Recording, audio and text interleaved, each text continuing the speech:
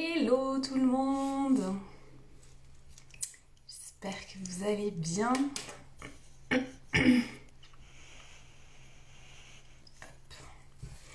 Je vous laisse un petit peu arriver. Coucou Sylvie. J'attends Alizée avec laquelle donc, nous allons faire ce live en duo. Coucou Sonia. J'espère que vous avez passé un bon début de semaine.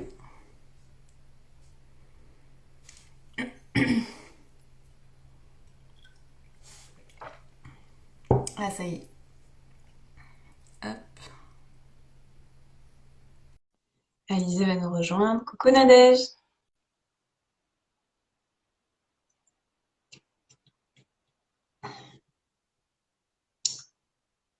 Alizée, je t'ai normalement autorisé, mais attends. Ouais.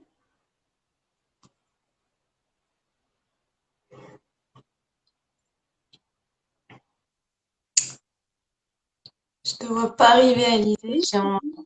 Allez, coucou. Je me disais, j'ai cliqué, mais t'arrives pas. Si, si, tout va bien. Comment t'es arrivée? Bonjour, Marie-Christine. Oh, super. Bon, bah, je suis super contente que tu sois là. C'est Bah cool écoute, d'avoir moi aussi. accepté ton invitation sur mon compte. Donc oui, bah, je voulais que tu interviennes parce que je trouvais que ton approche était intéressante vu que tu as une approche via la sophrologie. Donc voilà, est-ce que tu pourrais nous en dire un petit peu plus sur toi, sur ton parcours, voilà, te présenter tout simplement. Tout d'abord, je suis Alizée, j'ai 26 ans, je suis sophrologue, effectivement, et je suis spécialisée dans ce qu'on appelle la psychonutrition, tout ce qui touche à l'apaisement du comportement alimentaire. Ouais, Euh, du coup, avant, en fait, j'étais ingénieure informatique, rien à voir. Et puis, enfin, j'ai eu aussi, on va en parler, mais j'ai souffert de troubles alimentaires pendant plusieurs années. ouais, Euh, J'avais une relation troublée à l'alimentation depuis l'enfance, mais voilà, j'ai eu des troubles alimentaires sévères qui se sont développés, donc boulimie, hyperphagie, pendant d'accord. 7 ans. Et à la fin de ces troubles, quand j'ai décidé d'aller mieux, c'est là en fait que j'ai fait ma reconversion professionnelle. Parce que non seulement ça m'a donné envie d'aider d'autres personnes, mais aussi en fait je pense qu'en guérissant, j'ai juste eu un déclic que Ouais, je j'avais voulais envie mieux de faire. faire la même chose pour les autres. J'avais surtout aussi, je pense qu'en guérissant, j'ai retrouvé mon identité en tant que personne et du coup, voilà, j'ai eu envie de vivre ma vie et de pas Ouais. d'arrêter de vivre à côté de ma vie. Voilà. Mm. Je connais cet état d'esprit, oui, effectivement. Euh, du coup, oui, du coup, avec l'alimentation, ouais, ça a duré jusqu'à tes quel âge? Du coup, c'est tes TCA? Alors, en fait, ça a commencé déjà, moi, depuis toute petite, j'avais cette notion un peu de régime. Enfin, Mm. je viens d'une famille où le corps mince, c'est très important pour la réussite et tout ça. Mm. Mes TCA, après, ils se sont développés plutôt à l'adolescence, à partir de mes 15 ans. Ouais, Faut savoir que ça fait suite à un traumatisme, voilà, un traumatisme qui a eu lieu quand j'avais 15 ans. Et en fait, j'ai eu une amnésie traumatique et pendant tout le temps de l'amnésie traumatique, il y a mes TCA qui se sont manifestés. Donc ça a commencé par de l'hyperphagie. Et ensuite, un jour, j'ai commencé à me faire vomir. Et donc, en fait, ça a viré en crise de boulimie. Je compensais par les d'accord. vomissements, par le jeûne, par le sport intensif. Voilà, j'ai commencé à compenser en gros les crises. Donc, c'est devenu de la boulimie. Et ça a duré donc de mes 15 ans jusqu'à mes en fait, j'ai transitionné, c'est assez flou, mais Ouais. je crois que c'est 2017, ouais, c'est ça, ça a duré 7 ans. Euh, Mm. Ça a duré 7 ans et voilà. Après, je suis passée par une période où une période de transition, on va dire, ça s'est pas arrêté d'un coup. Enfin, j'ai Mm. arrêté en tout cas Mm. les compensations, les vomissements, ça c'est sûr, parce que c'est la chose qui me faisait le plus peur en fait dans tout ça. Parce que j'en étais à une phase sévère quand même où c'était plusieurs fois par jour, voilà. Mm. Et, D'accord. Après, je suis quand même passée par, voilà, c'est compliqué, hein, mais chaque parcours est différent. Mais du coup, Oui, je suis passée par des phases où je me suis restreinte un peu. Enfin, ouais. j'ai mis du temps à accepter et à comprendre comment remanger naturellement, avec Ouais. sérénité.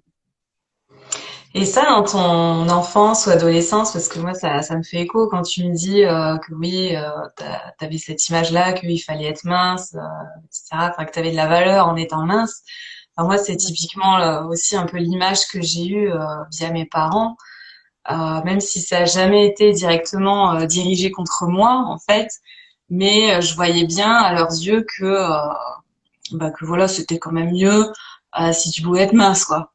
Donc, enfin, je sentais du coup que je pense que inconsciemment j'ai intériorisé cette comment dire cette règle entre guillemets que bah oui qu'aux yeux de la société tu seras mieux accepté si t'es mince. Après j'entends parfois des femmes qui disent que elles ont eu des remarques étant jeunes ou que par exemple leur mère les a amenées très tôt chez une diététicienne et que depuis bah, elles enchaînent les régimes, que le poids a fait l'effet yo-yo, tout ça.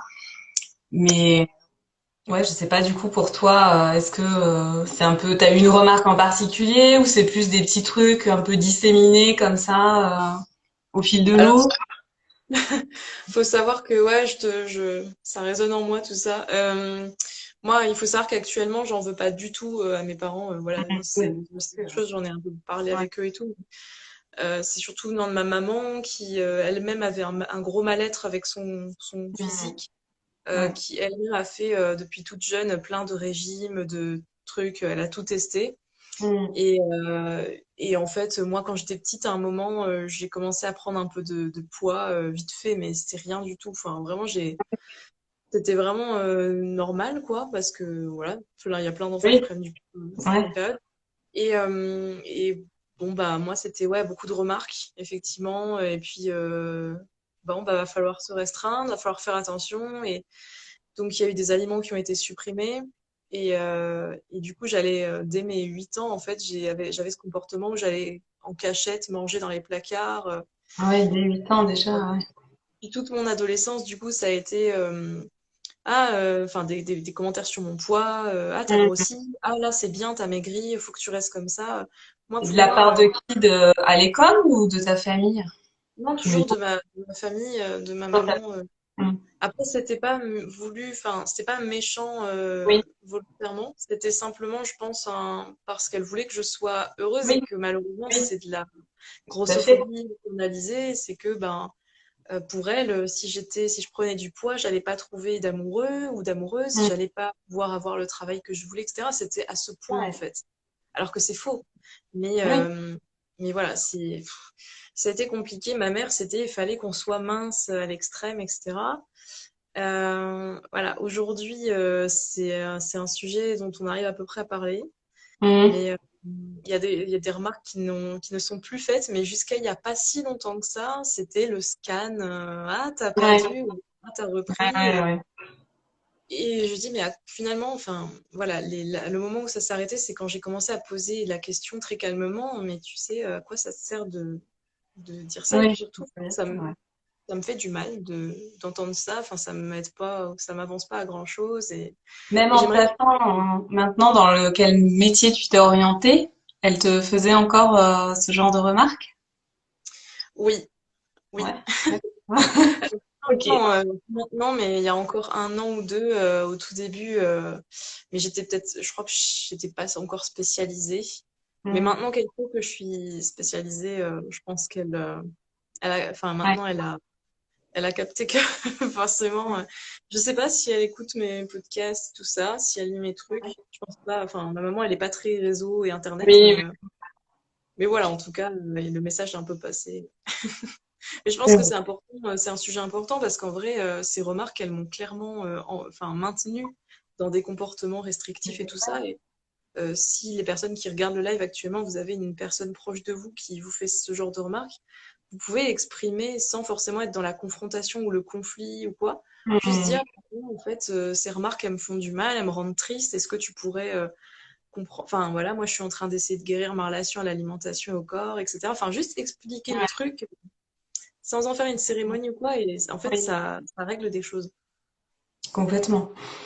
Mais c'est vrai que ma mère, bon, je vois, elle est toujours, je sens que dans une certaine mentalité de régime, on va dire, vis-à-vis d'elle, enfin, elle est jamais satisfaite de son corps, etc. Mais voilà, depuis que je m'intéresse à tout ça, effectivement, du coup, elle s'y intéresse un peu aussi. Mais tu sens que ouais, le chemin est long et je pense que ouais, la culture des régimes, elle est très présente, enfin, dans notre société de manière générale, quoi. Donc pour s'en défaire, c'est vrai que c'est voilà, faut y aller, quoi. Faut être motivé, on va dire, pour passer outre, quoi. Oui. Et du coup, toi, pour tout ce qui est en ce qui te concerne, du coup, la sophrologie, en quoi ça peut aider justement à apaiser sa relation avec l'alimentation? Alors, il y a plein de choses. Enfin, je fais la sophro, effectivement. Alors, déjà, la sophro, euh, en fait, il y a plein de choses. Mais déjà, rien que je dirais par rapport au moment présent. C'est-à-dire, quand on a des troubles alimentaires, on a tendance à beaucoup penser au passé, à ruminer. Mhm. Ouais, pourquoi, comment j'ai pu en arriver à ça, à ces compulsions, à cette relation avec mon corps et la nourriture? Comment j'ai pu arriver jusque-là? J'ai raté tous mes régimes, etc. Enfin, on rumine Ouais, beaucoup. ouais, Et on pense beaucoup, on anticipe beaucoup, donc que ce soit l'anticipation des repas, donc le stress vis-à-vis des futurs repas, etc., ou juste l'anticipation des potentiels régimes qu'on va tester, etc. mhm, Donc on n'est ouais, pas assez dans le moment présent et dans l'écoute des ouais, sensations. C'est la base, ça ne fait pas tout, mais c'est un peu ouais, une base. Donc la sophro, déjà, c'est rien qu'avec le souffle, le mouvement, la conscience de soi et de son corps, on ouais, revient dans le moment présent. Qu'est-ce que je fais là maintenant? Qu'est-ce que je ressens là maintenant? Et puis mhm, après, on peut aussi faire plein d'expériences de pleine conscience avec la nourriture, les sensations alimentaires. Voilà. Et puis après, ben, tout ce qui va être relation au corps, comme on travaille que beaucoup sur le schéma corporel, ouais, euh, ça travaille énormément. La sophro aussi, en fait, c'est tout un travail en conscience sur les schémas de pensée.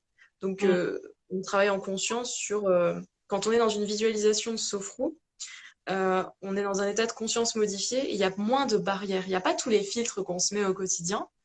Et là, on peut changer des petits mécanismes de pensée face à la nourriture, face au poids. On peut vraiment aller travailler là-dessus. Voilà, donc c'est pour ça que je me sers de la sophro dans mes accompagnements. Et puis, il y ouais, a aussi de régler tous les problèmes de gestion des émotions. Je mange quand je suis anxieuse, je mange quand je suis stressée, je mange quand je suis triste. En colère, bah, avec la sophro, on apprend à gérer ses émotions autrement qu'en les canalisant forcément par la nourriture. ouais, non, c'est vrai que Et c'est ce plein principe, d'axes. ouais, mais c'est vrai que ce principe du moment présent, alors pour moi, c'est toujours un sacré challenge de rester vraiment concentrée au moment présent parce que ouais, je suis toujours en train de penser à l'après en fait. Alors pas forcément, je pense pas forcément nourriture ou quoi que ce soit, mais dans la vie de manière générale quoi. C'est t'es toujours en train de faire un truc, mais non. Ok, donc j'ai fait ça, ça s'est fait. Après je fais quoi? Et finalement tu savoures même pas parce que t'es en train de faire ou ouais tu passes à côté un peu. Et c'est vrai que ça, ouais, me canaliser ouais sur l'instant T. Ouais, je pense que ouais, il me faudrait une bonne dose de sophrologie, c'est clair, pour me canaliser, quoi. Ben, continue. Non, Ouais. mais c'est hyper important ce que tu viens de dire parce que on est tout le temps en train de faire quelque chose Mm. et, euh, et en fait, on cherche tout le temps à s'occuper l'esprit, mais pourquoi en Ouais. fait? On cherche tout le temps et c'est pas qu'avec la nourriture, ça peut être avec la nourriture, mais ça Oui. peut être aussi un film, un livre, Mm. sortir avec des potes. euh, et au bout d'un moment, en fait, on peut se poser la question, pourquoi est-ce qu'on fait ça? Est-ce Ouais. que c'est aussi pour éviter de faire face à certaines choses? Mm. Et donc, c'est souvent, enfin voilà, c'est souvent la question qui revient, notamment avec bah, les compulsions un peu émotionnelles. Mm. Derrière ça, il y a un rituel qui est mis en place pour échapper à quelque chose, pour pas faire face à une certaine réalité. Ah. Et, on recherche ça, mais pas qu'avec l'alimentation. Il y a des personnes, c'est plus avec l'alimentation, mais d'autres Oui. personnes, ce sera avec d'autres types de rituels. Et la question, c'est pourquoi on s'échappe, de quoi on s'échappe. Et ça, effectivement, comme je dis souvent, de prendre conscience, même si, effectivement, on a tendance peut-être à se tourner vers la nourriture pour combler une émotion, en fait. Mais déjà, peut-être de faire l'effort de se demander, bah tiens, pourquoi j'ai cette envie de manger, même si après on mange, bah c'est pas grave. Mais voilà, déjà de faire ce chemin-là, de s'interroger sur le pourquoi on fait ça, c'est déjà un progrès en fait, et ça sera toujours mieux que avant si on s'interrogeait pas, quoi. Mais c'est vrai que ouais, c'est tout un process et ça demande forcément un effort parce que notre mental il voudra pas faire l'effort justement de chercher pourquoi.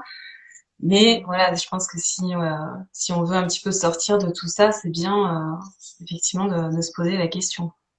Ouais, c'est des bonnes questions.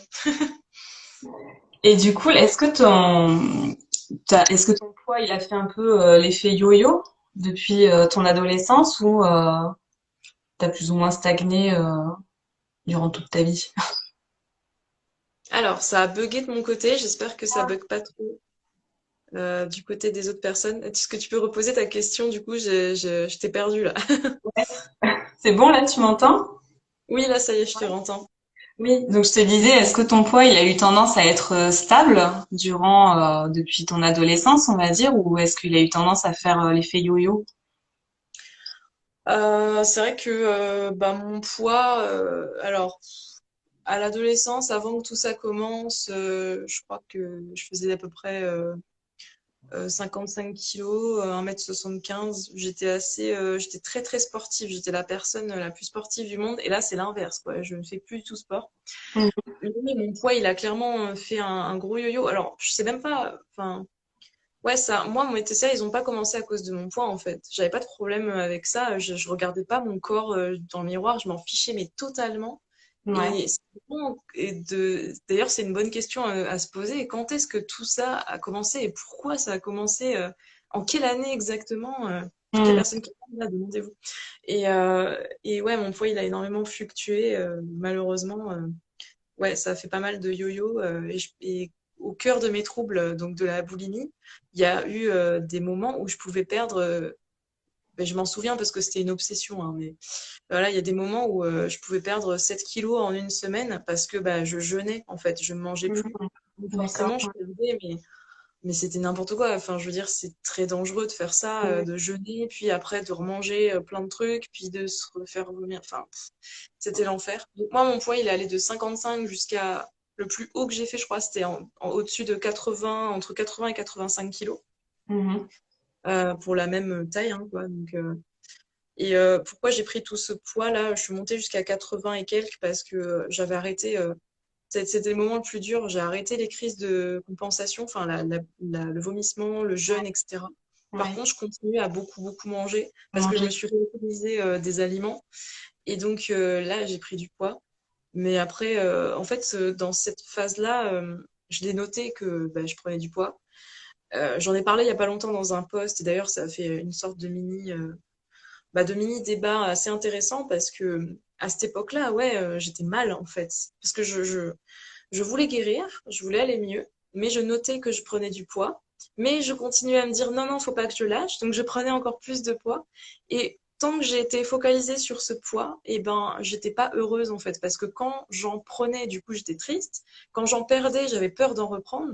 Donc en fait, c'était un truc infernal qui Oui, s'arrêtait ça s'arrête jamais, oui. Ah, c'est clair. ce que j'ai fait, c'est que j'ai fini par, je suis repassée par des phases de restriction, tout ça, parce que je voulais perdre ce poids et c'était une erreur, mais bon voilà. Et finalement, j'ai fini par me débarrasser de la balance parce que je me pesais tous les jours, etc. Mhm. Et là, à partir de là, j'ai vraiment bien avancé dans mon processus de guérison. Là, Ouais. franchement, à partir de ce jour-là, ça a été. D'ailleurs, c'était le début de ce compte, je crois. J'en parlais Mhm. sur ce compte du jour où j'ai donné ma balance. C'est encore dans mes stories permanentes. Et, du coup, là, ça a été la libération et Mhm. j'ai pu me focaliser sur d'autres choses, quoi. Mais oui, c'est sûr, Totalement. le poids, il fluctue, mais au final, avec le recul, je me rends compte que là, je fais quoi? Je dois faire 20 kilos de plus qu'avant toute cette histoire, avant tout ces TCA et Mhm. tout ça. Mais j'ai tellement gagné en liberté, etc. Je veux dire, jamais je retournerai en arrière. Je m'en fiche totalement. J'ai un corps de femme puissante. Mon corps, il a supporté plein de choses. Mhm. Aujourd'hui, il est à peu près en bon état. Ouais. Donc, je suis contente de l'avoir et de pouvoir faire ce que je veux, quoi. C'était un peu ça, justement, la question suivante, c'était est-ce que tu te sens plus heureuse maintenant que ah, ça bug un peu. Non, ça va? Non, C'est non, bon. non, je lisais les commentaires des personnes. Mais bon. Ouais. Oui, est-ce que tu te sens maintenant plus heureuse maintenant finalement que à une époque, même si ton poids était peut-être inférieur à celui d'aujourd'hui, tu te sens plus heureuse maintenant que il y a X années, quoi. Oui, bah, c'est sûr. Et finalement, même si au cœur des troubles, j'étais encore très bah, grossophobie internalisée, tout ça, et Mm. j'avais un peu cette peur de grossir et tout, elle s'efface beaucoup. Et je sais que ça peut faire peur, et c'est le commentaire que j'étais en train de lire en fait. C'est vrai que le poids, c'est toujours délicat, mais en même temps, je comprends que ça puisse être un trigger pour certaines personnes, mais j'ai pas envie que ce soit un sujet tabou, donc je pense que c'est Mm. important de parler. Et on a toutes, quasiment toutes, pendant la guérison, cette peur de grossir, et elle est normale en fait. Et, euh, et je trouve que c'est bon de se poser bah, toutes ces questions-là. Et d'observer cette peur plutôt que de la contourner ou de dire non, il faut pas en parler et tout, parce que voilà, c'est Mm. important. Et ouais, aujourd'hui, je dirais que je me suis retrouvée. J'ai encore du chemin au niveau émotionnel. Il y a encore, voilà, je suis pas une personne, Oui, enfin, je suis une oui. personne humaine. Et donc, j'ai plein d'émotions et plein de petites choses qui remuent en moi, voilà. Mais Ouais. je veux dire, la question du poids, c'est tellement annexe, voilà, c'est alors qu'avant, ça occupait tout mon esprit, toute ma tête. Mm. Mm.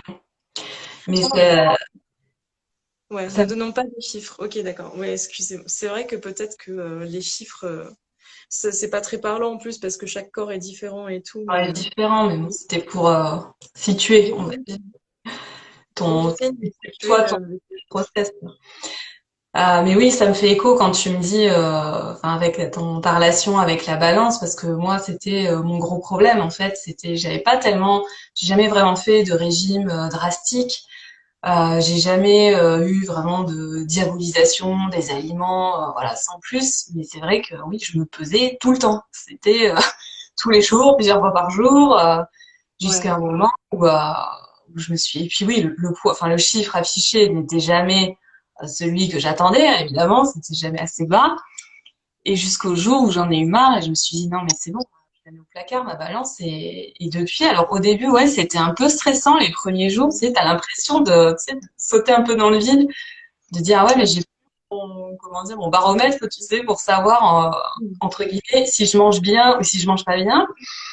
Et puis, bah, tu te rends compte après que bah, tu te sens beaucoup mieux finalement libéré de cette balance et que bah, tu te reconnectes plus à toi finalement. Tu manges plus en fonction de toi, ce que tu as envie, de tes besoins, de tes ressentis. Et je trouvais ouais, que c'était vraiment une libération quoi, de plus se fier à ce chiffre sur la balance quoi. Et enfin, ça, de toute façon, je trouve que c'est un conseil quand on veut faire la paix avec la nourriture, se détacher de tous les chiffres, que ce soit la balance, les calories, les points. Enfin, ça, c'est vraiment une étape à franchir parce que c'est en restant dans dans ce comptage-là, on reste forcément dans une mentalité de régime où le poids finalement est au centre de nos préoccupations. Et c'est ça finalement, bah, ça nous aide pas à faire la paix avec la nourriture, quoi, de rester dans ces données chiffrées. Donc ouais, effectivement, oui, abandonnons, il faut abandonner les calories, la balance, tout ça, c'est faut oublier quoi. c'est Mais clair. ouais.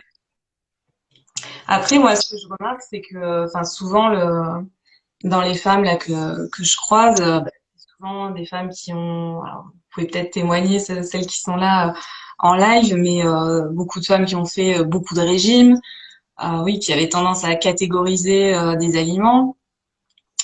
Souvent, bah, on commence un régime suite à une insatisfaction corporelle. Enfin, c'est souvent les points communs que je relève entre toutes les femmes qui ont du mal à avoir une relation sereine avec la nourriture. Je sais pas si toi, tu as d'autres exemples qui font que qu'on- D'autres points communs. Ouais, ouais. d'autres exemples qui font qu'on démarre un régime ou qu'on commence Mhm. à. Ben, en dehors du fait que, oui, les restrictions, etc., ça peut déclencher ça, une mauvaise image corporelle, effectivement. Moi, après, j'ai beaucoup de personnes, donc en dehors de ces points communs, qui sont aussi très. C'est souvent des profils très perfectionnistes, très sensibles. et Mhm. des personnes qui en fait ont passé leur vie à pas oser vraiment exprimer leurs besoins aux autres et Ouais. qui ont leur vie à vouloir faire plaisir aux autres, à vivre à travers les attentes des autres. Mhm. Et, et du coup, c'est des personnes qui savent pas vraiment qui elles sont en dehors de tout ça et même en dehors du coup de leur alimentation, leur poids. Mhm. Voilà, c'est des personnes qui vivent à travers les désirs des autres, qui vivent pas pour elles. J'ai l'impression que c'est vraiment ça Ouais. qui se retrouve beaucoup dans mes accompagnements aussi. Mhm.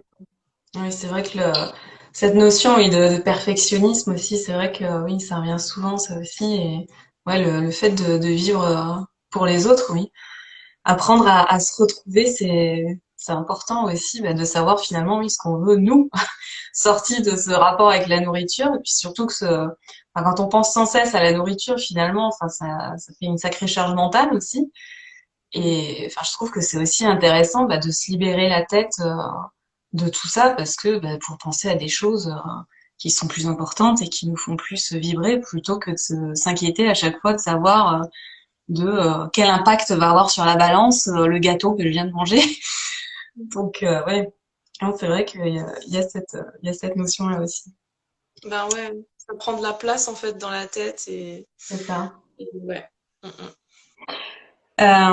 Puis une autre petite question et que je voulais te poser, c'est est-ce que tu as des petits tips, des petits tuyaux justement pour t'aider à être bienveillante avec ton corps, à prendre soin de toi? Est-ce que tu as des petits conseils à me donner? Alors, pour être bienveillante envers son corps, bah déjà, ouais, il y a plein de choses, mais déjà, ça commence, je pense, par la façon dont on se parle. Mm. Et ça, voilà, c'est un travail sur les pensées, encore une fois. Euh, donc, ouais, travailler sur la façon dont on se parle, c'est essayer de se parler comme à une amie, Mm. voilà. Ou alors, essayer aussi de parler à son enfant intérieur. C'est un bon exercice d'auto. Ça, c'est plus de l'autocompassion, mais moi, j'utilise beaucoup en sophro. Ça peut être écrire une lettre à son enfant intérieur, à l'enfant qu'on a été, et la rassurer, lui dire que voilà, Ouais. que tout va bien, la rassurer sur les émotions, sur ben ouais, son corps aussi. Euh, et ça peut être s'écrire une lettre à soi-même, hein. Je veux dire, il n'y a pas. Moi, je trouve que ça passe beaucoup par. Pourquoi par l'écriture? Parce qu'en fait, la façon dont on se parle, l'impact des mots est très très fort sur l'esprit, le cerveau. Je pense que tu le sais. Mm. Et du coup, voilà, corriger, améliorer la façon dont on se parle, déjà, c'est un très très bon point. Et oui, ça passe par là, prendre soin de son corps. Après, bah, toute forme de mouvement doux, sélectionner en fait des activités qui vont vraiment vous faire plaisir et pas juste pour. On s'en fiche de la dépense, etc. Mais c'est vraiment pour quel type de mouvement vous ferait plaisir en fait. Il y a des personnes qui découvrent que c'est le roller, d'autres qui vont faire Mm. du yoga, de la danse. Euh, et tout type de mouvement, en fait, c'est bon. Déjà, pourquoi? Bah, parce que votre corps, il est fait pour ça, pour bouger. Bon, en Ouais. dehors des problèmes, bien sûr, de mobilité ou Mm. de douleurs chroniques, allez-y, mollo, en fonction de vos capacités. Ouais. Et puis aussi parce que le mouvement, c'est excellent pour la gestion des émotions, pour exprimer, canaliser vos émotions. Prendre Mhm. soin de son corps, c'est aussi laisser les émotions traverser votre corps. Parce que le problème, c'est que si vous les laissez s'accumuler, vous allez avoir des douleurs qui sortent d'on ne sait où, voire des maladies. Tout ce qui est un peu inflammatoire, en fait, ça peut venir de là, d'un trauma qui s'exprime. Voilà, Mhm. on ne sait pas encore tout là-dessus, mais voilà. Donc, ne laissez pas les émotions s'accumuler dans votre corps. Laissez-les s'exprimer parce que de toute façon, elles trouveront toujours le moyen de sortir. Le problème, c'est que parfois, elles s'expriment par des douleurs. Donc, autant voilà, bougez Mhm. votre corps, faites de la danse, sautez, laissez les émotions sortir, D'accord. laissez Ouais. le traumatisme aussi s'exprimer. Et voilà, le self-care, ça passe pas que par se faire des petits masques ou Et prendre se un faire bain. faire un massage, même si évidemment c'est génial. Mais ça permet voilà, d'être dans son corps au moment présent. Mais ça passe aussi par ce genre de choses. Mais c'est vrai que oui, accueillir ses émotions, enfin, on est toujours, comment dire, anxieuse à l'idée de se dire, oh là là, je vais vivre une émotion pas agréable et on croirait que qu'il y a un truc, enfin, hyper dur à vivre et qui va se passer. Mais en fait, non, bah, en fait, le pire qui puisse arriver, c'est vraiment de vivre une émotion et le tout, c'est effectivement de l'accueillir, de voir ce qui se passe après et de se rendre compte bah, qu'après, bah, ça va.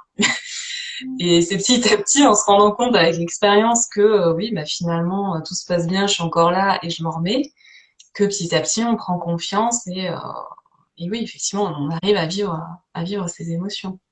Et pour revenir sur ce que tu disais, ouais, le sport, enfin, moi, c'est vrai qu'à une époque aussi, j'en faisais. Alors, c'était pas forcément dans un but de maigrir, mais quand même, si ça pouvait faire perdre quelques grammes, c'était pas mal. Puis pareil, je me pesais avant d'aller au sport, après être allé au sport, enfin bon, pour voir s'il y avait un impact. Mais Mhm. alors, attends, je coupe parce que je vois Marie-Christine qui demande quelle durée environ par jour ou par semaine est-il conseillé. Je pense que vous parlez de sport. J'ai De envie de dire mouvement en général. de mouvement, oui, de mouvement. J'ai envie de dire l'heure, le nombre d'heures qui vous convient à vous. Surtout, c'est pas en fonction de Alors règles. ça dépend après selon voilà moi si c'est un profil par exemple euh, j'ai une cliente qui est dans l'anorexie là je vais pas lui recommander de faire des heures de sport parce qu'il faut qu'elle se repose. Ouais. Donc si tu es dans la restriction ou que tu es actuellement en recovery d'anorexie, attention. Sinon, Mm. et puis surtout, même, enfin, je veux dire, peu importe, il faut laisser le corps se reposer. Et des heures de sport par jour, c'est Ouais. pas non plus quelque chose que je recommanderais. Tout excès pour moi est mauvais. Mm. Donc voilà, du mouvement quand on a envie. Et surtout, l'important, c'est de pas se forcer quand on n'en a pas envie C'est parce ça. que voilà, le corps, des fois, bah, il a juste besoin de faire un break et c'est OK. Mais je vois oui, maintenant, enfin, je suis plus du tout dans la même dynamique que quand je fais du sport, parce que moi, à la base, je suis pas spécialement une grande sportive. Donc maintenant, oui, je fais du sport, bah, quand j'en ai envie, en fait, quand ça me pète. Bon, bah, parfois, c'est une fois tous les 3 mois. Bon, bah, c'est bien. Mais je me mets plus cette pression, effectivement, que je pouvais me mettre avant. Et c'est vrai que là, depuis un peu plus d'un mois, là, j'ai repris un peu plus régulièrement le sport. Et j'en Mm. fais à peu près 15 minutes tous les jours, enfin tous les jours du lundi au vendredi.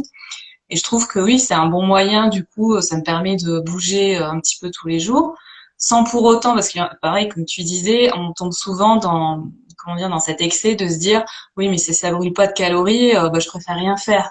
Mais non, Mm. tu dis, tout mouvement est bon, même si c'est un mouvement doux, ça fait toujours du bien. Et même si c'est que 15 minutes par jour, comme je fais, bah, je me dis, voilà, ça me permet de bouger un petit peu, vu que j'ai plus un métier de bureau, on va dire. Je bouge pas tellement.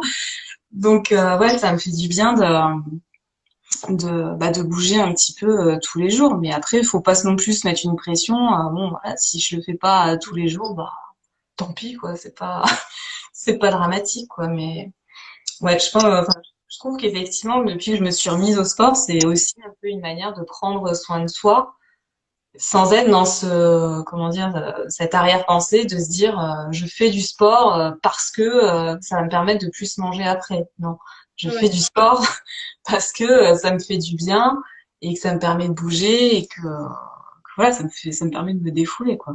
Donc c'est plus, moi je conseillerais plus de placer le plaisir avant tout, enfin, comme dans la nourriture aussi, hein, de placer le plaisir avant tout, plutôt que de rentrer encore dans un système de il faut que je fasse du sport tant d'heures par semaine, sinon ça sert à rien. Non, c'est du sport quand vous ça vous chante, quoi, en fait. C'est exactement pareil Ouais, avec l'alimentation. Pour moi, c'est au lieu de chercher à se restreindre, à catégoriser les aliments, etc. Ben, on mange ce qui surtout nous nourrit, nous fait plaisir. ouais, Le sport, ça devrait être pareil et pas dans le but, l'arrière-pensée de toujours cet objectif, c'est ça. sculpter mon corps ou perdre du poids. C'est Ouais, ouais, surtout ouais. penser à ce qui vous fait vraiment plaisir Mm. avant tout. C'est clair. Et ça, cette notion de plaisir, on a souvent tendance, enfin surtout en alimentation, à comment dire, à pas accepter en fait de manger rien que pour le plaisir. C'est souvent quelque chose, je trouve, qui est assez diabolisé. Enfin, on croirait que pour avoir le droit de manger, surtout par plaisir, faut avoir fait un truc extraordinaire juste avant pour pouvoir un peu mériter de manger. Alors que non, en fait, pas du tout. Enfin, ça fait partie aussi du comportement alimentaire aussi de manger simplement par plaisir et de se donner ce droit en fait de manger par plaisir. Parce que c'est vrai que moi, la première, avant, je culpabilisais, je me disais, ouais, non, mais là, je vais manger ça, mais j'ai pas spécialement faim, donc est-ce que vraiment j'en ai besoin? Ouais, mais enfin, vaut mieux, je pense, s'accorder du plaisir régulièrement tous les jours. C'est ça qui aide aussi à pas justement craquer sur un paquet de gâteaux entiers plutôt que de se restreindre toute la semaine en fait et de craquer le week-end. En fait, ouais, c'est ça. Le problème, c'est qu'on a trop associé le plaisir alimentaire avec ce type d'aliment, enfin avec un type d'aliment. Oui, Il y a des aussi. aliments plaisir et il y a des aliments pas plaisir. Alors qu'en fait, le plaisir, ça devrait pas être quelque chose qu'on, ouais, d'annexe ou d'occasionnel. On devrait avoir du plaisir à chaque repas parce que Ouais. ça fait partie de l'équilibre alimentaire et pondéral. Donc, de toute façon, quand on n'a pas de plaisir quand on mange, il va y avoir un problème au bout d'un moment quelque part. Ouais. Et le problème, c'est qu'en France, notre culture aussi, elle associe le plaisir avec des trucs super gras, super sucrés, Ouais. des gros repas où on se fait exploser le Oui, ventre. oui. Et du coup, forcément, derrière, il y a ce que tu dis, voilà, bon, bah, du coup, je vais faire du sport pour compenser, ou alors l'inverse, du coup, bah, je vais faire ce workout parce que ce soir, j'ai un gros resto, gna, gna, Ouais. gna, et je vais forcément me faire exploser le bide. Mais s'il y a aucun interdit, il n'y a aucune urgence à profiter de ce resto, il n'y a pas cette notion de bah, j'en profite parce que c'est rare et tout. Bah Mm. non, du coup, si tu te fais plaisir à chaque repas, si chaque repas est un plaisir, t'as pas besoin de te faire péter le bidon Ouais. quand tu as Mm. une occasion comme ça, les repas de fête, le resto et tout Ouais. ça. Mais et je vois oui que moi je dis souvent, enfin je trouve que j'ai du plaisir, mais du début à la fin de mon repas. Et même si mon repas effectivement ça peut être oui bah des haricots verts avec une escalope de dinde, des pâtes par exemple, bah oui ça me fait quand même plaisir, comme autant le carré de chocolat que je prends à la fin de mon repas avec mon café. Et comme tu dis, on a tendance à associer plaisir à forcément aliments gras et sucrés, alors que non, enfin, pour moi, c'est un plaisir dans son ensemble, quoi, en fait. Ouais. Et c'est marrant parce que quand on se restreint, justement, quand on est dans une période où on est complètement en restriction, en régime, tous les aliments, genre justement les plats comme dinde plus haricots verts, plus ça peut nous paraître un truc assez punitif. Et les plats comme, je sais pas, un gratin au fromage ou un truc Ouais. super, une raclette, ça peut nous paraître être la récompense. Et quand on sort de cette restriction et que tous les aliments sont au même niveau, bah, on peut se faire autant plaisir avec une salade qu'avavec un gros burger. C'est Alors ça. que c'est juste une question de perception, en fait. Ouais, Et c'est ça qui est intéressant. exactement. Ouais. Ah oui, c'est vrai que je pense que effectivement, pour les personnes qui ont été au régime pendant très longtemps, enfin, on entend parler, ouais, certaines catégories d'aliments comme les yaourts parfois pour ceux qui ont fait du camp. C'est coucou Fanny.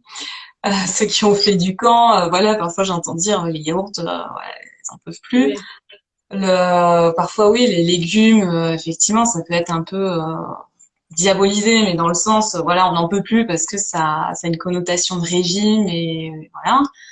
Mais effectivement, enfin, le but c'est vraiment d'introduire du plaisir dans votre alimentation et de manger quelque chose ouais, qui vous fait plaisir. Et on a tendance aussi à croire que si on se fait plaisir on va ouvrir les vannes et que d'un coup on va manger que des trucs gras, sucrés, qu'on va pas savoir s'arrêter.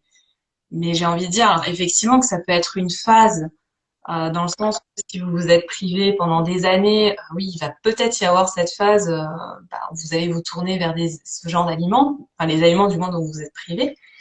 Mais après, voilà, généralement le corps envoie le signal pour dire hop hop hop, c'est bon, là j'en ai assez, j'ai compris que j'étais plus affamée et donc voilà, et vous verrez que vous passerez ensuite à autre chose et vous retrouverez plaisir à manger des haricots verts et une escalope de en fait, c'est ouais, c'est vrai qu'il y a cette phase-là. Alors, ça dépend beaucoup des personnes et des parcours. Bien sûr, dinde. on est tous différents et différentes face à ça, mais dans le cas, effectivement, où il y a eu des restrictions. Moi, je pense, je sais pas si enfin, ça t'est arrivé, si tu l'as vécu personnellement, en tout cas dans tes accompagnements aussi.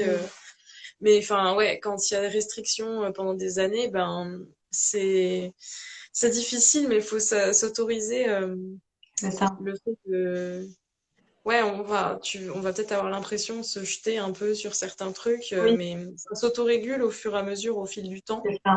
Et au début, ben, faut tenir bon, c'est normal. Mais bon, faut se faire accompagner pour ces Ouais. choses-là. façon, parce que c'est difficile de le faire seul, en fait. Mm. C'est possible, et voilà, c'est possible largement. Il y a plein de parcours voilà, je connais plein de personnes qui sont sorties de leurs troubles seules, mais pour ma part, ça a été très difficile, cette notion de réintroduction des Mm. aliments interdits, des aliments qui me faisaient Ouais. peur. Et comment t'as fait? Alors, t'as fait petit à petit. Je trouvais ça très intéressant. Là, il y a pas longtemps, t'avais fait une story sur ta manière de réintroduire le chocolat. Et Oui. je trouvais ça super astucieux, en fait, d'y être allé petit à petit. Enfin, je te laisse partager cette astuce, si on peut appeler ça comme ça. Mais Oui, ouais, parce que effectivement. des gâteaux, c'est ça, au chocolat? Oui, et bah, moi j'avais tellement de trucs interdits. Ça allait des gâteaux industriels, chocolat, c'était aussi les féculents, les pâtes, le riz, enfin j'avais plein de choses interdites. Et Ouais. du coup, par exemple, avec le chocolat, moi c'était le chocolat au lait en fait. Pour moi, Mhm. le chocolat au lait, c'était le truc ultime qu'il fallait surtout pas manger. C'était le diable, quoi. Mhm. Du coup, ce que j'ai partagé en story, c'est que j'y suis allée pas à pas. Au lieu de juste d'aller acheter une tablette, moi, je savais à l'époque que la tablette, elle allait être finie en 1 heure, même pas. Enfin, voilà, j'allais la manger d'un coup, quoi. Ouais. Et ça me faisait très peur. Donc, j'ai commencé par, alors, je sais plus c'était quoi les étapes. D'abord, j'ai cuisiné des trucs maison avec du chocolat noir. Enfin, voilà, je cuisinais des trucs maison et je portionnais tout ça. Enfin, je contrôlais les portions et tout. Oui. Ensuite, j'ai racheté du chocolat noir, mais très noir et à genre 80%. Ouais. Et j'ai commencé à refaire des dégustations. Et ensuite, finalement, alors je sais plus c'était quoi les. Mais voilà, ça dépend des personnes après, c'est des exemples bien sûr, Oui, oui. mais moi je le fais mieux comme ça. Ensuite, j'ai recommencé à acheter petit à petit. Alors je crois que j'ai acheté d'abord des tablettes de chocolat au lait végétal. Donc avec du lait végétal parce que ça me paraissait plus safe. Je sais pas, je me sentais plus en sécurité comme Ouais. ça. Et maintenant, j'achète. Bah, je peux pas les montrer, là, elles sont loin, mais j'ai des tablettes Milka chez moi, j'en ai plusieurs. J'ai des tablettes que j'ai ramenées de Norvège aussi, parce que là-bas, leur chocolat au lait, il y a une marque, c'est trop bon. Et j'ai des trucs au chocolat, des espèces de bonbons au chocolat, machin. J'ai des Lindor, les espèces de Lindor, les bonbons tout ronds au chocolat. Oui, J'ai oui, plein de chocolat dans mes placards actuellement, et ils sont toujours là. Voilà. ouais. C'est ça, c'est qu'après, on est capable, en fait, d'avoir du chocolat dans son plat, ou tout autre ingrédient, mais dans son placard, et l'oublier presque. De se dire, ah bah oui, tiens, ça m'arrive parfois, j'ouvre le placard, je dis, ah bah ouais, c'est vrai, tiens, j'ai encore ce paquet de gâteaux dans le placard, et bon, voilà, ils sont là, et puis on fait sa vie, et puis ça passe, quoi. Mais c'est vrai que oui, c'est tout un chemin à parcourir. C'est ça. Bah, justement, il y a Pélagie qui dit que quand elle a une Oui. tablette de chocolat, elle l'a fini en un soir. Ben, j'étais comme toi, en fait. J'étais comme toi, vraiment, et je pensais pas que c'était possible de. Enfin, pour moi, c'était impossible d'avoir une tablette sans la finir. Mm. Comme je disais, du coup, ben, comme on le disait avec Christelle, il faut y aller petit à petit, étape par étape. Si tu l'as fini en un soir, ça veut dire qu'il y a une urgence vis-à-vis du chocolat. Ça veut dire que le chocolat, c'est quelque chose d'interdit, Mm. vraiment un interdit absolu chez toi. Et donc, bah, tu peux te. Alors, moi, ce que j'aime bien donner aussi comme exercice, justement, avec ces aliments interdits, c'est d'en manger, si tu le peux, d'en manger 2 carrés tous les jours, Mm. officiellement. Voilà. Ah, Plus, hein, une barre de chocolat tous les jours. ouais. Et si effectivement, tu en es au stade où vraiment tu vas finir la tablette, euh, bah, en fait, j'ai envie de dire, c'est. Enfin, et alors, tu vois, enfin, c'est pas si. Enfin, Ouais. justement, plus tu vas être dans cet accueil, cette acceptation du truc, et tu peux te poser des questions aussi comme, bah, ok, comment je vais adapter le prochain repas? Mhm. C'est plutôt que de. Tu vois, c'est vraiment inverser comment dire? Inverser la façon dont tu penses et te dire, ok, je vis le truc comme une expérience, qu'est-ce que je vais faire ensuite? Et Et puis, finalement, bah, si t'as pas faim au prochain repas, t'as pas faim. Si t'as envie de moins manger, tu manges moins. Et voilà quoi. et se dire aussi qu'on y aura droit le lendemain aussi, de nouveau, quoi. Et après le lendemain, et après le lendemain, que c'est pas quelque chose qu'on se donne l'autorisation de manger là, sur l'instant T, mais se dire que oui, on a le droit d'en manger, même en semaine, et s'autoriser ça tous les jours. Et c'est vrai que ça, c'est. Alors pourtant, moi, je suis une grande fan de chocolat. Mais, euh, mais c'est vrai que je me suis jamais restreinte de chocolat. J'en ai toujours mangé. Après chaque repas, je mange un carré, voire deux carrés. Et je pense que c'est pour ça aussi que j'ai jamais ressenti la nécessité de manger une tablette entière. Parce que ça, c'est vraiment un truc que je me suis toujours autorisée. C'était vraiment mon plaisir de fin de repas. Enfin, ça l'est encore, hein, d'ailleurs. On a un stock de chocolat à la maison assez pharaonique, mais un peu comme toi. Nous, c'est les Lindt. Pareil, on a du Lindt coulis orange, du Lindt chocolat, framboise, enfin tout ce que tu veux. Et on a un sacré stock et ouais, pour moi, ouais, c'est mon petit plaisir et je pense que justement, oui, le fait de m'en être accordé tout le temps comme ça, bon, bah, j'ai jamais eu le besoin de manger une tablette entière. Attends, je Hmm. dis Oui, alors il y a une première question, c'est donnez-nous la marque de chocolat de Norvège. C'est Freia, je vais l'écrire. C'est ouais. Freia, je crois que c'est ça. Mais on la trouve, enfin moi je la trouve qu'en Norvège après, peut-être qu'on peut la commander. Il me semble que ça s'appelle Freia et c'est des grosses tablettes jaunes, voilà, D'accord. avec plein de choses. Euh, et après il y avait d'autres questions, c'était après, est-ce qu'il n'y a pas aussi des choses dans la composition des produits industriels qui dérégulent notre façon de manger? Alors là, moi, je suis pas spécialisée, je suis pas diététicienne, je suis pas, voilà, donc je pense que comme, enfin, moi, j'ai envie de redire la même chose que j'ai dit tout à l'heure, tout excès n'est pas bon pour le corps, voilà. Les excès que ce soit des brocolis ou d'une tablette de chocolat, pour moi, ce sera jamais bon. Mm. Oui, aujourd'hui, on a des problèmes, des produits industriels avec des perturbateurs endocriniens et ce que vous voulez. Il y a des composants un peu chimiques, machin et tout. Mais je pense qu'il faut savoir faire la part des choses et selon nos valeurs, nos besoins nutritionnels, nos besoins énergétiques, etc. du moment. Et se dire que bah, si tant qu'on n'est pas dans l'excès et qu'on mange pas 3 tablettes de Milka à chaque repas, je pense que ça Ouais. va. Ça va. Et après, ça dépend aussi des problèmes de santé qu'on peut avoir. Enfin, je sais pas Oui. ce que tu en penses. Du coup, Oui, mais complètement. Puis c'est vrai qu'on a tendance aussi à diaboliser un peu tous les produits industriels. J'ai envie de dire, voilà, on peut quand même en avoir dans son quotidien. Et bah, si vous aimez le Nutella, bon bah oui, bah achetez du Nutella et c'est pas la peine, je pense, d'acheter une marque, comment dire, plus peut-être réputée bio, etc. Pour moi, si par exemple vous aimez le Nutella, c'est pas une pâte à tartiner d'une autre marque qui comblera en fait votre envie. Et je pense que vaut mieux manger peut-être du Nutella de manière régulière, on va dire, de s'en autoriser un petit peu tous les jours, plutôt que de manger une autre pâte à tartiner qui peut-être sera sur le papier plus healthy, comme on dit, mais voilà, qui comblera pas la réelle envie. Donc après oui, les produits industriels, ouais, je pense que effectivement, faut que ça fasse partie aussi de notre quotidien. Faut pas trop non plus les diaboliser parce que ça aussi, on a tendance aussi à vouloir se jeter dessus après quand on les diabolise trop. Donc, faut trouver le juste milieu comme à chaque fois. Mm. Exactement. Je suis en train de lire du coup la suite des choses. Ah. Il y a un truc sur le sucre. Le sucre rappelle le sucre. Plus on en mange, plus on en veut. De plus, ce n'est pas rassasiant, donc on a toujours, encore et toujours faim. Ça, je sais pas. Alors, il y a plein de débats sur le sucre. Je sais pas ce Ouais, que tu en penses, soit du sucre, mais moi, je pense qu'à partir du moment où il est au même rang que les autres aliments, alors on n'a pas justement de raison d'y revenir tout le temps. exactement. Moi, c'est pas parce que je vais manger mon carré de chocolat ou quoi que je vais en grignoter toute la journée. Mhm. Par contre, à l'époque où bah, c'était interdit dans ma vie, c'est clair que j'y revenais tout le temps, quoi.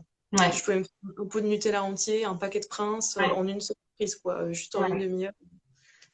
Donc, Non, mais c'est vrai que oui, sur le sucre, oui, je partage ton avis. Il y a beaucoup d'études qui ont montré, oui, bah, que c'était pas. Attends, j'ai pas retrouvé exactement le commentaire, comment c'était dit, que le ah, sucre a. c'est- ouais. Bah écoute, je sais pas, moi j'ai scrollé et voilà. C'est Ah, vrai que c'est. mais bon, oui, je partage ton avis, effectivement. Ouais, non, mais c'est intéressant. Et il y a aussi un autre commentaire très intéressant sur il est dur parfois de tout s'autoriser quand on a des valeurs très présentes comme le vegan, être vegan, vouloir manger bio, local, non Ouais, transformé, etc. Donc faire des courses spécifiques et surtout cuisiner beaucoup. En fait, c'est intéressant parce que j'ai été végane pendant, enfin, en tout cas végétalienne pendant très longtemps, pendant plusieurs années, en même temps que mes troubles. Et du coup, c'est marrant parce que ben, j'ai arrêté du coup d'être végétalienne et ça m'a beaucoup aidé dans ma guérison. Contrairement à certaines personnes qui deviennent végétaliennes en guérissant, mais moi, ça a été l'inverse en fait. Ouais. J'ai dû abandonner cette valeur-là. Pourtant, j'étais devenue vraiment parce que j'avais regardé des Ouais. reportages sur la Ouais. condition animale et tout. Moi, c'était purement éthique, c'était pas pour la santé et tout. Même s'il y avait une arrière-pensée, je pense, de maigrir et tout ça.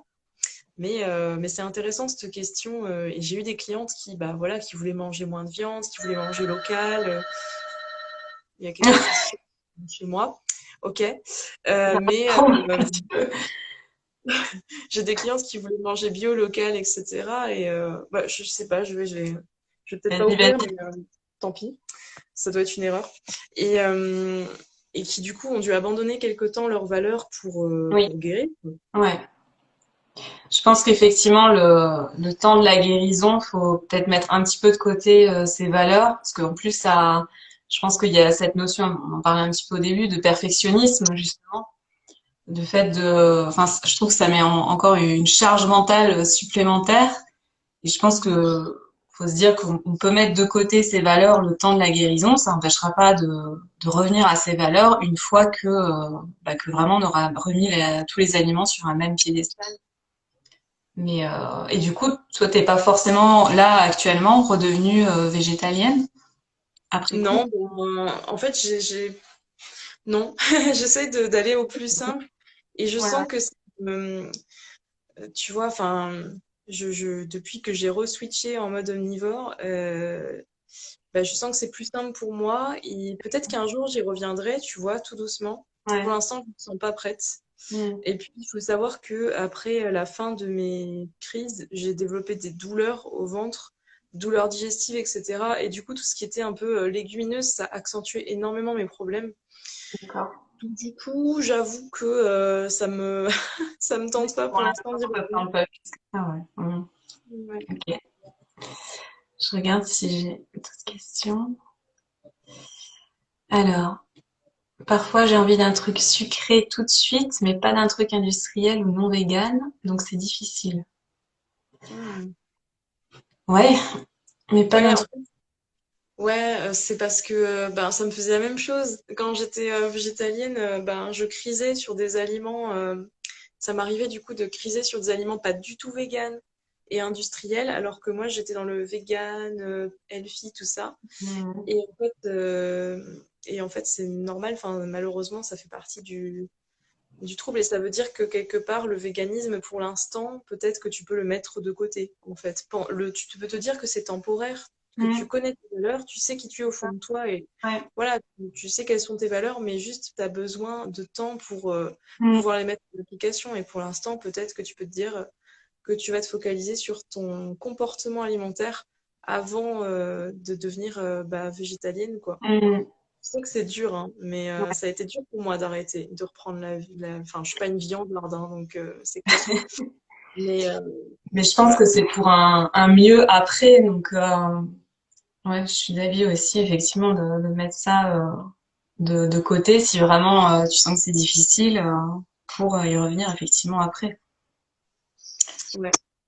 Bah, du coup, il y a quelqu'un qui dit, enfin, du coup, la question c'est, et si on n'en a pas envie? C'est-à-dire si on n'a pas envie d'arrêter d'être vegan? Bon, c'est une bonne question. Bah, tu peux au moins peut-être, je sais pas. Alors, au lieu de te dire d'arrêter de faire le truc, peut-être réintroduire de temps en temps. Ce... En fait, ouais, je sais pas. Moi, je vois pas d'autre issue pour l'instant. J'avoue.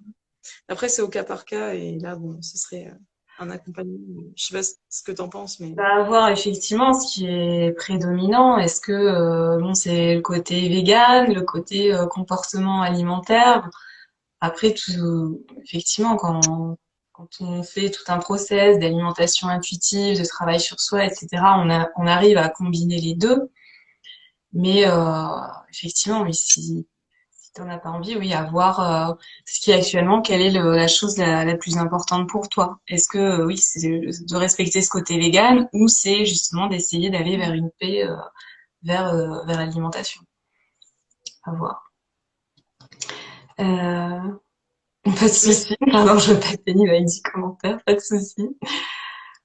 Ok. non, mais c'est intéressant en tout cas de se poser ces questions-là. Et chaque personne a ses valeurs, ses limites. Ouais. Je pense que c'est du cas par cas. Et voilà, il y a des personnes qui sont prêtes à laisser de côté le véganisme et d'autres qui sont moins prêtes ou pas du tout prêtes. Et à ce moment-là, à toi de voir quelles actions tu peux mettre en place quand Mhm.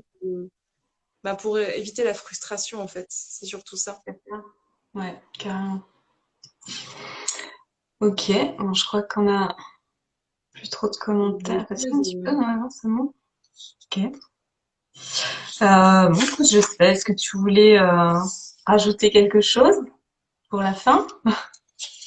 Ben, écoute, on a pas mal, Ouais, ouais, on a pas mal échangé. Je me disais, ouais, que peut-être terminer par quel est le premier conseil que tu donnerais pour avancer vers plus de paix avec l'alimentation. Mais c'est vrai qu'on a déjà pas mal répondu aussi durant ce live. Mais bah, je pense que un bon conseil, c'est d'être honnête avec soi-même. On se ment beaucoup mm, quand on est dans ces troubles-là. On a tendance à se voiler beaucoup la face. Et je pense qu'un premier conseil que je donnerais, c'est de faire un vrai bilan avec soi-même, voilà, de se poser les bonnes questions. Et ouais, c'est ça, de se demander à chaque fois, mais est-ce que je suis vraiment honnête avec moi-même? Enfin, voilà, mm, juste arrêter de se voiler la face et pour pouvoir prendre les actions qui vont vraiment vous faire du bien. mm, carrément. Donc, ça, C'est vrai que moi je trouve ta réponse super. Après, j'aurais rajouté aussi le fait de s'abonner à des comptes Instagram, enfin ou autres réseaux sociaux, mais en tout cas qui ne montrent plus de avant, après, voilà, avant mon régime, après mon régime, etc. Enfin, moi, parfois, on a tendance un peu à diaboliser aussi les réseaux sociaux. Moi, je vois plus le côté positif des réseaux où ouais, il y a tout un tas de comptes qui sont inspirants et qui aident à déconstruire un petit peu toute cette mentalité des régimes, ce culte du corps parfait entre guillemets, mince, sans cellulite, ventre plat et compagnie. Donc je trouve que ouais, ça aide beaucoup déjà à comment dire un peu à habituer notre cerveau à voir d'autres images aussi, à voir parfois des corps normaux, hein, pas que des ventres plats sans cellulite et avoir aussi d'autres idées en fait de personnes qui sont intéressées par ça, comme nous deux par exemple. Mais je trouve que ouais, ça aide à se faire une autre opinion sur l'alimentation, sur le rapport qu'on peut avoir à la nourriture, le rapport qu'on peut avoir avec nous-mêmes. Donc ouais, vraiment de diversifier un peu ces abonnements, quoi. Choisissez, parce que ça, vous avez le choix hein, de choisir les gens que vous suivez.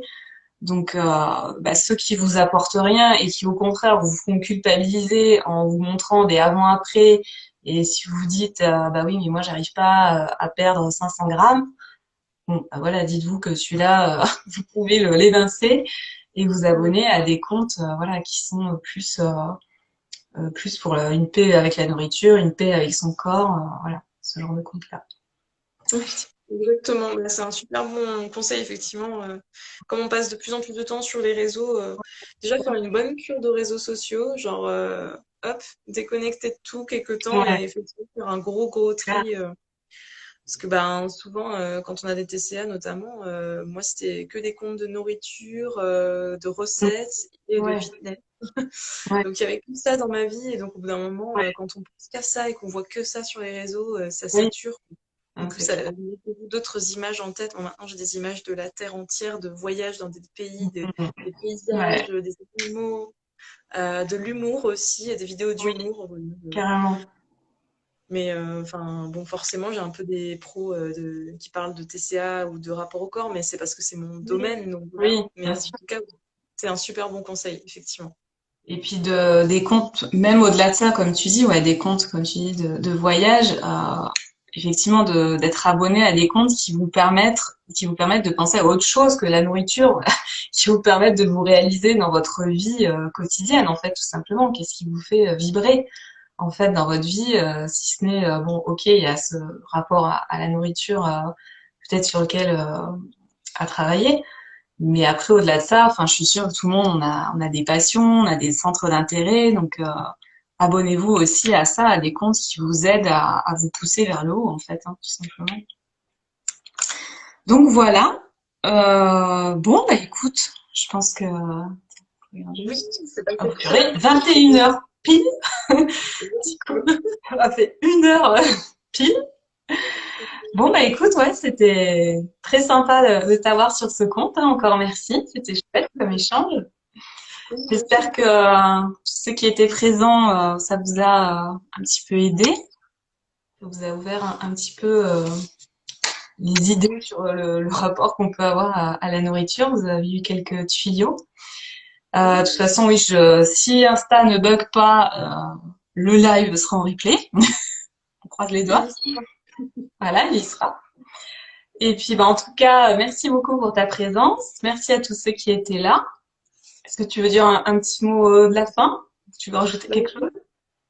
Non, bah écoute, merci à toutes les personnes qui ont interagi. Je trouve que vos questions, elles ont beaucoup apporté. Enfin, voilà, elles ont nourri des pistes de réflexion et voilà, j'étais super Ouais, contente c'est chouette, ouais, carrément. ouais, d'échanger avec toi et de voir qu'il y a beaucoup de choses qui résonnent dans nos parcours Hmm, et c'est toujours enrichissant, quoi. Donc, ouais, carrément.